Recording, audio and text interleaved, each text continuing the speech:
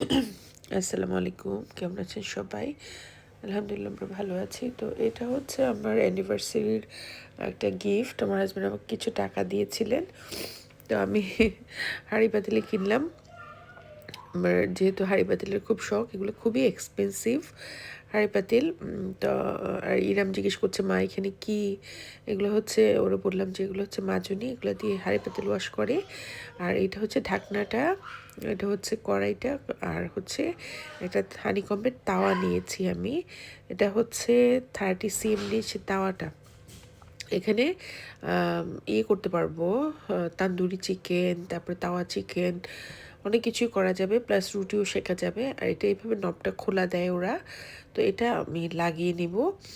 আর আজকে প্রথম আমি এটাতে, আর এই যে তাওয়াটার মধ্যে আমি সবাইকে একদিন ঠিক করেছি স্পেশাল কিছু খাওয়াবো করে। আর কড়াইয়ে আমি প্রথম রান্না করেছি কবুতরের মাংস। এটার মধ্যে এত সুন্দর রান্না হয়, একটু লেগে যায় না।